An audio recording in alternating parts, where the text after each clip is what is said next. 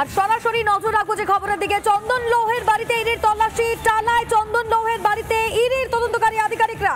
কেন্দ্রীয় বাহিনীকে নিয়ে তল্লাশি ইডির। সন্দীপ ঘনিষ্ঠ চন্দনের বাড়িতে ইডি এই মুহূর্তে।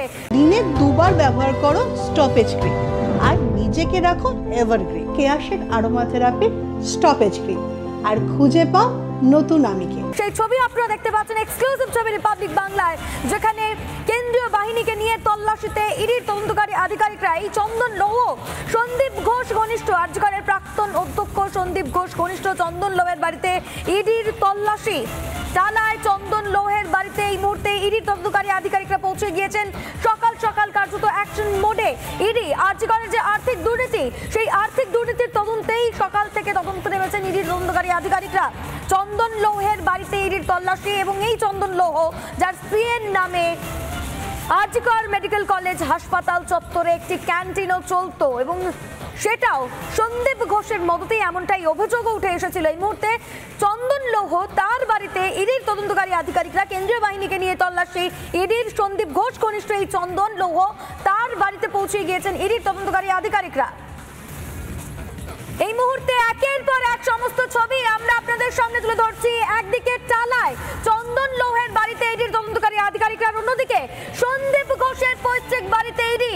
হাতিয়ারায় তল্লাশি ইডির। আর অন্যদিকে কালিন্দিতেও ইডির তদন্তকারী আধিকারিকরা পৌঁছে গিয়েছেন। মেডিকেল সংস্থার একটি অফিস কালিন্দিতে, সেই অফিসে ইডির তদন্তকারী আধিকারিকরা। এই মুহূর্তে তিনটি ছবি আপনারা দেখতে পাচ্ছেন রিপাবলিক বাংলার পর্দা, এক্সক্লুসিভ সেই ছবি। সকাল সকাল ইডির তদন্তকারী আধিকারিকরা তারা বেরিয়ে পড়েছেন এবং তল্লাশি চালাচ্ছেন বিভিন্ন জায়গায়। মূলত আরজিকরের যে দুর্নীতি, আর্থিক দুর্নীতি অভিযোগ উঠেছে, সেই অভিযোগের ভিত্তিতে এই মুহূর্তে তদন্তে নেমেছে ইডি। তল্লাশি শুরু হয়েছে চন্দন লৌহের বাড়িতে, যিনি সন্দীপ ঘোষ ঘনিষ্ঠ।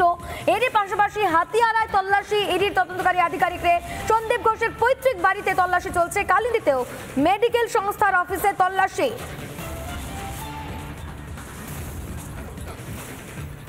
আমাদের দুই প্রতিনিধি আমাদের সঙ্গে রয়েছে, আমি সরাসরি তাদের কাছে চলে যাব। এই মুহূর্তে আমাদের প্রতিনিধি সৈকত এবং মোহন রয়েছে। আমি শুরুতেই একবার সৈকতের কাছে চলে যাবো। সৈকত, তুমি যেখানে রয়েছে, অর্থাৎ চন্দন লৌহর বাড়িতে, সেখানে ইডি তদন্তকারী আধিকারিকরা পৌঁছে গিয়েছেন। এই মুহূর্তে কি ছবি, কি জানা যাচ্ছে?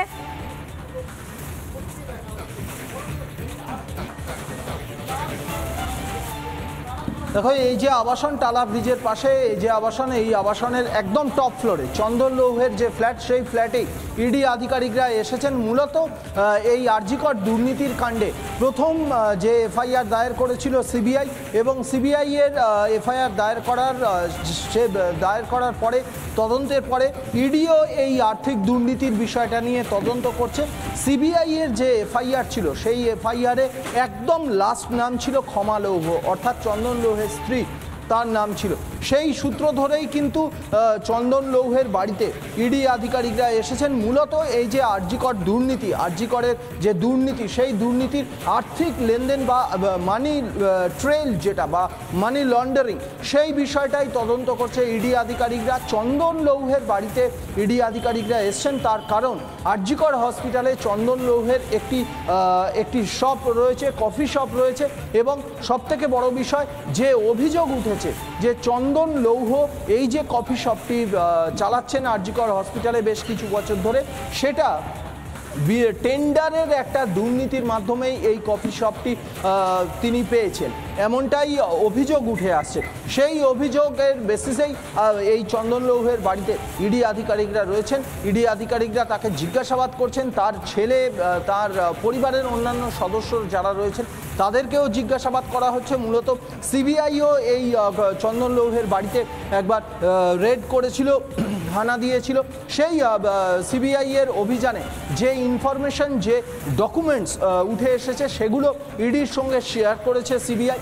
সেই ডকুমেন্টসের বেসিসেই কিন্তু এই চন্দন লৌহের বাড়িতে আজকের অভিযান। সকাল 7টা নাগাদ চন্দন লৌহের বাড়িতে ইডি আধিকারিকরা আসে। মূলত যে টেন্ডার দুর্নীতি আরজিকর হসপিটালে হয়েছে, আরজিকর হসপিটালের যে দুর্নীতির অভিযোগ, তার মধ্যে অন্যতম গুরুত্বপূর্ণ টেন্ডার দুর্নীতি।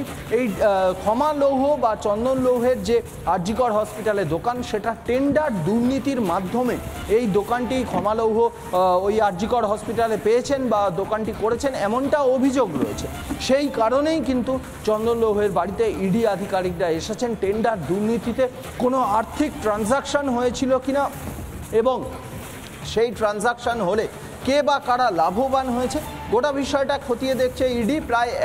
প্রায় 2 ঘন্টা অতিক্রান্ত হয়ে গেছে চন্দন লোহের বাড়িতে। নজর রাখো সৈকত, আমাদের প্রতিনিধি সৈকত এই মুহূর্তে যেমন চন্দন লোহের বাড়ির সামনে রয়েছেন, ঠিক সেরকমই হাতিয়ারায় সন্দীপ ঘোষের যে পৈতৃক বাড়ি সেখানেও ইডি তদন্তকারী আধিকারিকরা পৌঁছে গেছেন। আমাদের প্রতিনিধি মোহন সেখানে রয়েছে। মোহন,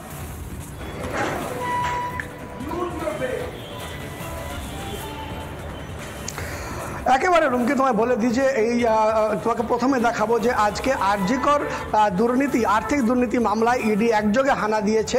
লেকটাউনে হানা চলছে এবং তার পাশাপাশি সেই নপাড়া চিনার পার্ক সেখানেও কিন্তু হানা চলছে। দেখাবো তোমাকে বাড়িটি, যে এই বাড়ি হচ্ছে সন্দীপ ঘোষের মা বাবা এই বাড়িতে থাকেন এবং দীর্ঘদিন ধরে তিনি থাকেন, এমনটাই আমরা এই জানি। এবং এই বাড়ির ছবিটা আমরা এর আগেও দেখিয়েছিলাম আমাদের চ্যানেলে, যে এই যে ঘোষ ভিলা, সেই ঘোষ ভিলায় কিন্তু আজ সকালে ইডির টিম তারা এসছেন এবং এখানে তোমায় দেখাবো যে এই বাড়ির যে নেম প্লেট সেখানেও কিন্তু সন্দীপ ঘোষ, সঙ্গীতা ঘোষ নাম রয়েছে। এবং তুমি দেখতে পাচ্ছ যে সেন্ট্রাল ব্যুরো অফ ইনভেস্টিগেশন অর্থাৎ সিবিআই একটি চিঠি এর আগেও কিন্তু করেছিল এবং নোটিশ এখানে টাঙিয়ে দিয়ে গেছিলো। তুমি দেখতে পাচ্ছ সেই ছবিটা।